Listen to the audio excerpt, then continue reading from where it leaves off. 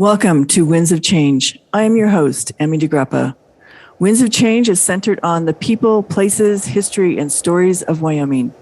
We talk about identity, community, land, and the winds of change, and what it means to thrive in our state. How does someone identify with wide open spaces and big personalities in small towns? Listen to folks from across our state share their connection to Wyoming and home. Brought to you by Wyoming Humanities.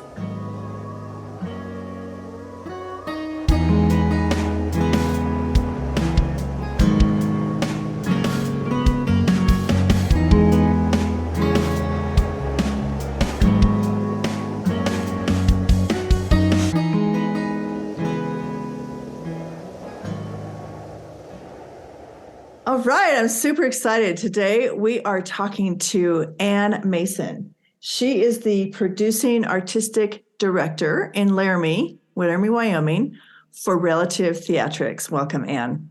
Hi, Emy. Thank you so much for having me. I'm really excited to be here and to be chatting with you about theater and the arts as a catalyst for dialogue and civic engagement and community building.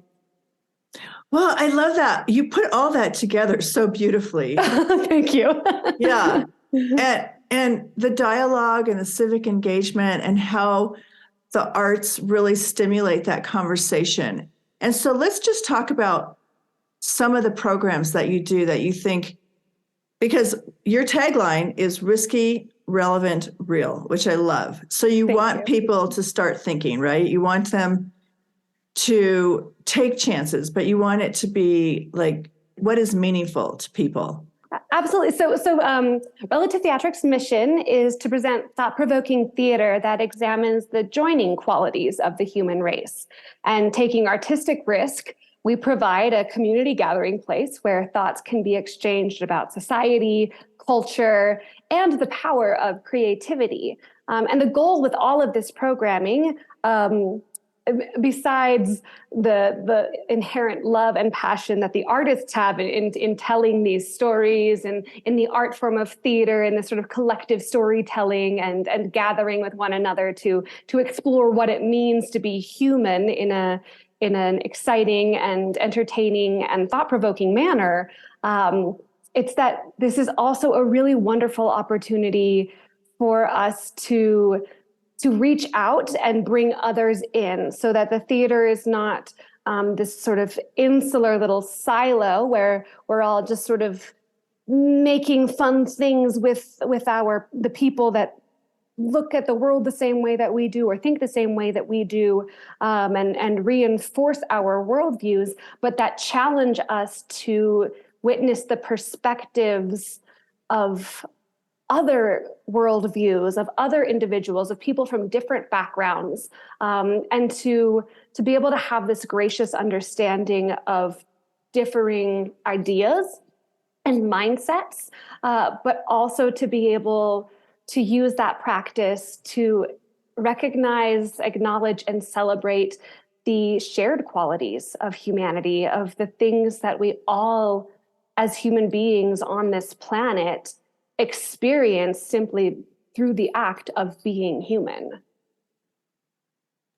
And well, let's just go on that, because the act of being human, that's tricky. That's tricky. I don't know if you can act at that, but maybe you can. Well, I do always say when I'm working with actors, whether they are trained or absolutely green, I very much emphasize that acting is not being, acting is doing. I think, we don't have to work to be human. We all are human, but it is our actions that change things in the way that we respond to different circumstances, especially high stakes or high stressful circumstances, and that's really what drama allows for, an examination of various individuals in very, very high stakes, life or death, total world-changing situations, and to see what choices they make that impact change.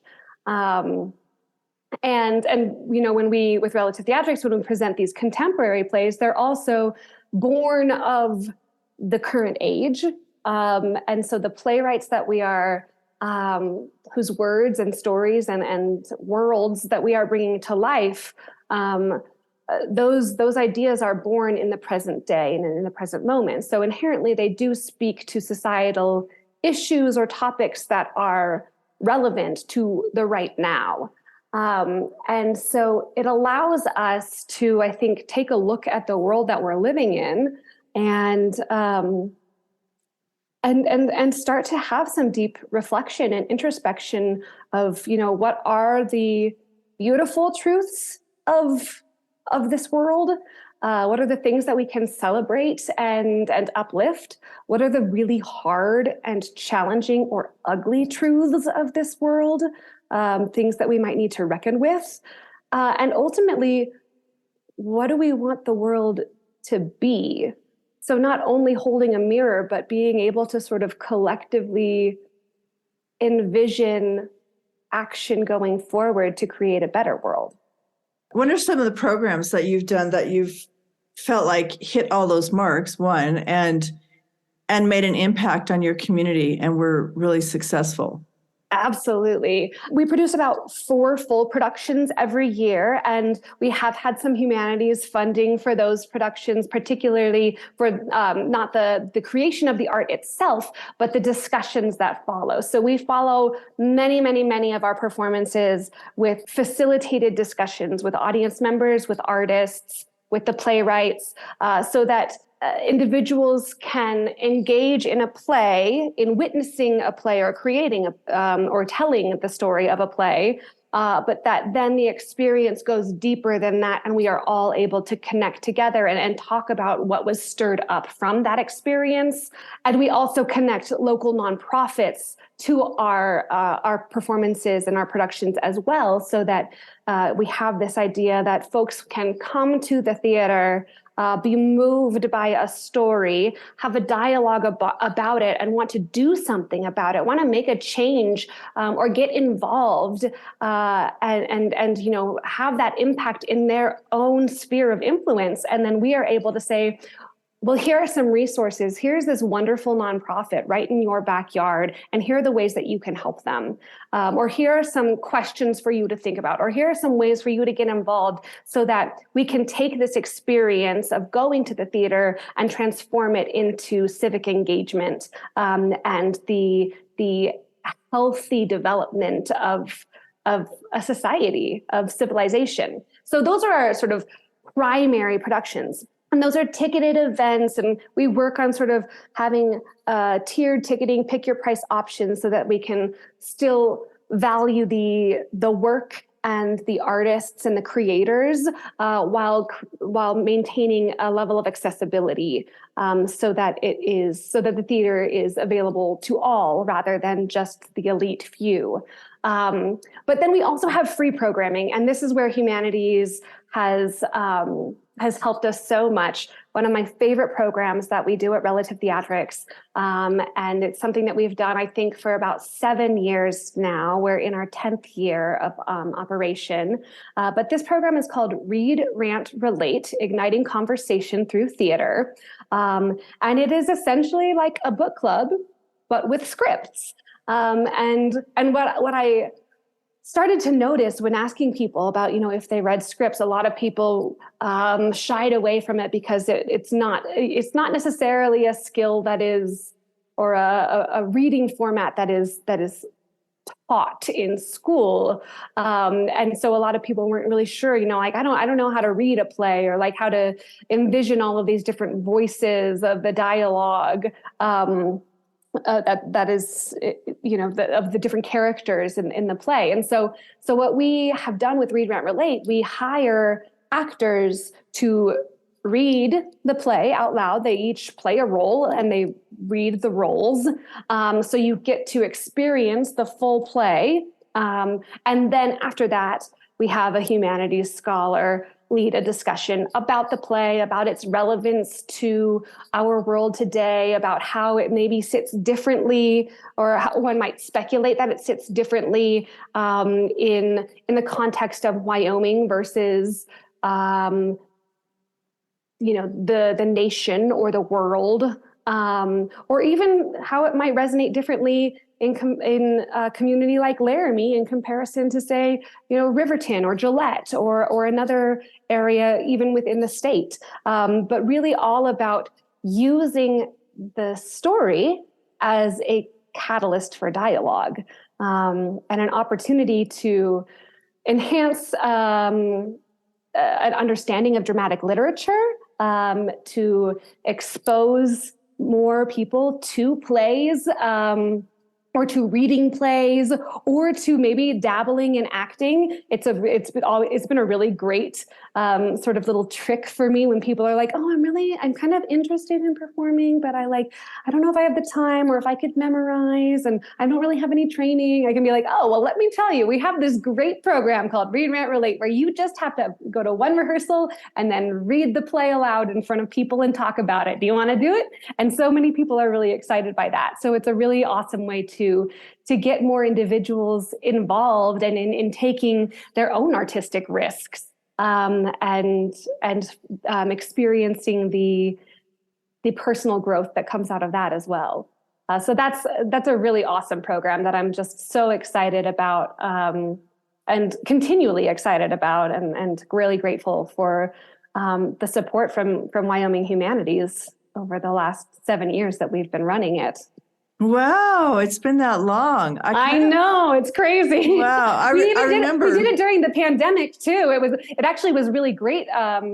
Not great. It was easy to transition Read, Rant, Relate to a virtual sphere because it was just play reading. And so we were able to do, Zoom readings, where the plays were being read online, and then we would have, these conversations over Zoom. And so while it wasn't the same as being in person, there is that magical alchemy of sharing the energy and air and breath with others. It was a program that we were able to continue throughout the pandemic, and that was able to provide a lot of connection when so many individuals were feeling so isolated. Oh, that is so wonderful. I love hearing that even during the pandemic, you carried on, because a lot of performing arts organizations did not. And that was really sad, but good for you. Good for figuring that out. And so just to kind of take it a step further, because I love hearing that when people say, oh, I want to try this out. And you're like, sure, come to a rehearsal and read a script. That's a cool way to break people in if you're afraid to get up on stage in front of people. Absolutely. And I even got my mom to do one of these readings. And for anyone that knows my mom, she is absolutely so shy, total terrible stage fright. But she had attended enough of them and really, she loves going to the theater and she participates in the conversations. And I think once I was able to really assuage her, you don't have to memorize. This is a great role for you. You're basically just playing yourself and reading these words out loud. I was shocked that she did it, but I feel like it says something if you can get even the most performance averse individual to get involved in this way. It's super accessible, and it's a really lovely way to enhance involvement. So, Anne, name a few of the scripts that you've read and discussed. Oh, sure. Well, so the one that my mom was a part of is a play called The Children by Lucy Kirkwood.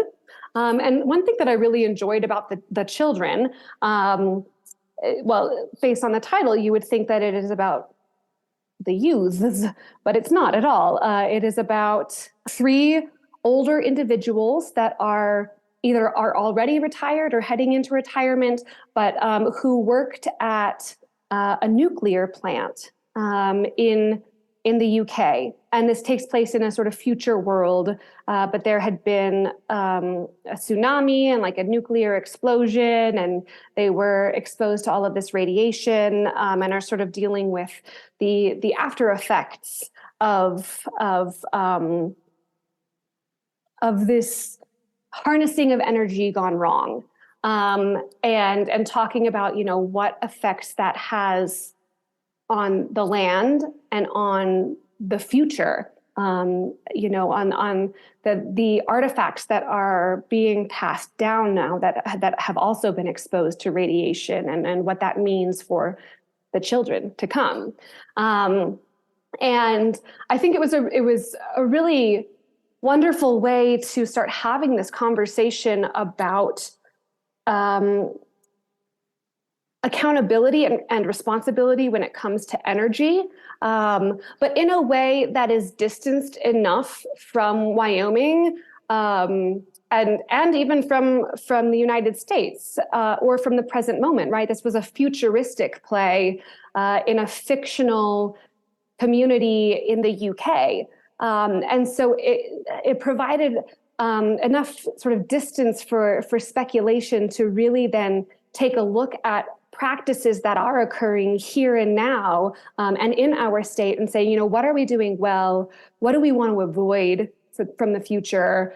What are the things that we keep, and what are the things that we change, all through the lens of this play? And that was also, we did that sort of right before the pandemic as well. And so I think it sticks out in my mind also because it's one of the strong readings that occurred right before we had to shut down into isolation. So that contrast of just being amongst other people was really, really wonderful.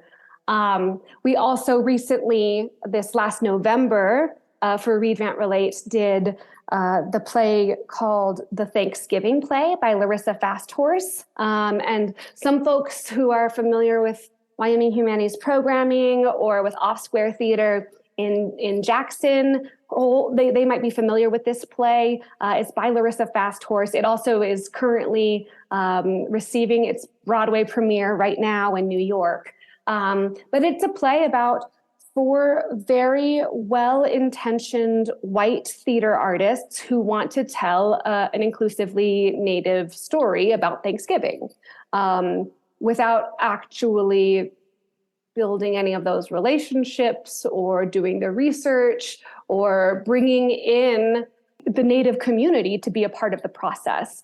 And so it really looks a lot at these questions of diversity, inclusion, equity, accessibility, and the ways in which it has maybe been gone about in a less effective manner than it could. And it's a satire, and it honestly pokes a lot of fun at the theater community and the theater industry. So I know for me, I just get a kick out of reading it from that sort of inside perspective, but it also, humor is a really wonderful way to address problems that we have. And so that was a great play. And also it was it was special to me because Larissa Fasthorse wrote this play, the Thanksgiving play, as a response to her play, What Would Crazy Horse Do? Which is a much more challenging play about what seemingly unlikely partnership between a fictional Native American tribe and the underground Ku Klux Klan. And the two seeking a partnership in the pursuit of advancing blood purity. It's a really challenging play. It's an incredibly brilliant play, so well written. And rightfully so, Larissa has stated that it's a 4-person play, and that the 2 Native American actors or characters must be played by Indigenous actors. Which is not at all a far-fetched thing to ask, let alone expect. I mean, I don't even think it needs to be spoken, and yet Larissa found that was the case. And that many, many well-funded theater companies around the country were shying away from this, whether they were shying away from the content or from the extra work to find Native actors in their community. So Relative Theatrics is actually the first company to have produced that play. We produced it back in 2017. And it was an incredible, massive learning experience for me as the producer, and one of the most challenging things that I've ever produced, and it's my proudest production from the last 10 years, and really facilitated so much personal and collective growth. So then to sort of be able to also bring to life this play that pokes fun at kind of the hardship, the challenges of this experience that Relative Theatrics incurred years prior, is just kind of sentimental and fun and also comforting as well. It's as humor as a wonderful anecdote as well. So, but that was a great play that we did as a part of Read, Rant, Relate as well. And we partnered with the Native American Education Research and Cultural Center here on campus at the University of Wyoming. And so they were a part of the discussion. Raynette Tendor, their director, facilitated our conversation, the humanities scholar discussion afterwards, which I think is just that was possible because some of the alterations or amendments that have occurred to some of the grant stipulations about humanities scholars through Wyoming Humanities. And I think it's really wonderful because while Raynette doesn't have, I guess, what might be considered an official humanities degree, she has a master's, she works in academia, and she has lived experience. So she has all of the qualifications to lead that discussion and to lead a very rich discussion. And so those alterations that allowed us to really enhance that inclusivity and accessibility and diversity were really fantastic. And I'm so grateful for that. Gosh, that is amazing to hear about, because I did see the Thanksgiving play at the Center for the Arts in Jackson, and it was so wonderful and thought-provoking and satirical and funny, but yet serious. I don't know. It's making fun of a lot of things in our society, which it is. Larissa does not, she doesn't pull any punches. She goes hard. And it's something that I really appreciate about Larissa Fasthorse and all of her work. And I'm really grateful that this play is on Broadway, which I just think it's kind of baffling in some ways to think that it's 2023 and she's the first Indigenous female writer on Broadway. Wow. That's amazing. Right. That's amazing. Yeah. The fact and what is, I think, sometimes sits a little hard with me just in sort of the greater picture of the American theater industry and the sort of Western theater in general, is that this play, while it's wonderful that it is on Broadway and that Larissa Fasthorse, this Lakota Sioux playwright, is having her work premiered on the Great White Way, that it is a cast of 4 white actors. There aren't Indigenous actors in this play, which is, what it's making fun of. That is at the heart of the satire there. But I do think it really sheds a light on, sure, how far we've come, but definitely how very much farther we need to go. Did you get a good crowd for that? Oh yeah, we had an excellent turnout. It was wonderful. We did it at the Art Museum, the University of Wyoming Art Museum, and we've done a lot of our Read, Rant, Relate plays there, or programming there, which has been awesome because we would take the content of the play and pair it with one of the exhibits as well, and so folks could come to the museum a little bit early and see this exhibit centered around a certain theme, and then witness a play that also explored that theme, and then be a part of a discussion that sort of wrapped it all together, which is wonderful. We also have done the Read, Rant, Relate programming in other places in the community. Earlier this year, we did the play Fade by Tanya Saracho, which is about a young Latina woman who gets her first gig in television writing in Hollywood, and she's brought on as the writer for this TV show as the quote unquote diversity hire,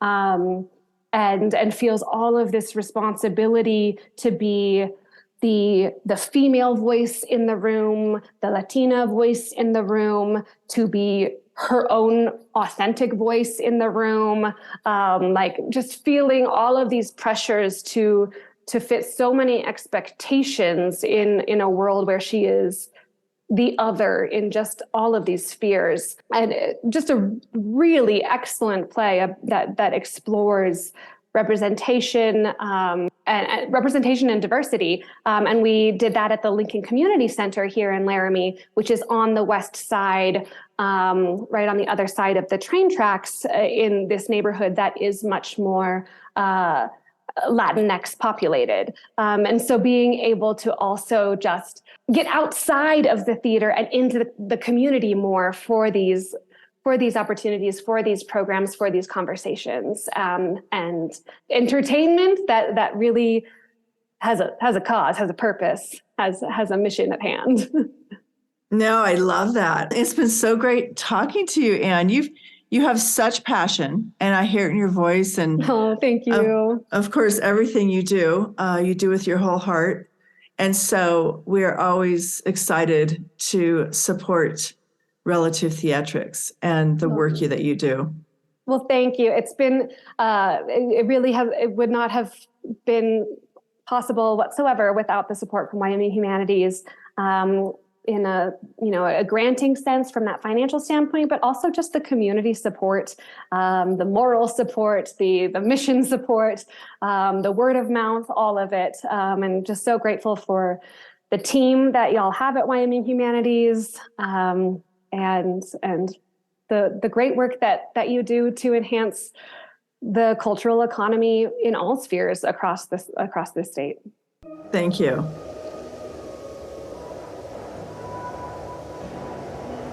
Thank you for listening. I'm executive producer Emy DiGrappa. Winds of Change is brought to you by Wyoming Humanities, our co-hosts, and all the people who generously share their stories and their time. For more information, go to thinkwhy.org. Subscribe and never miss a show.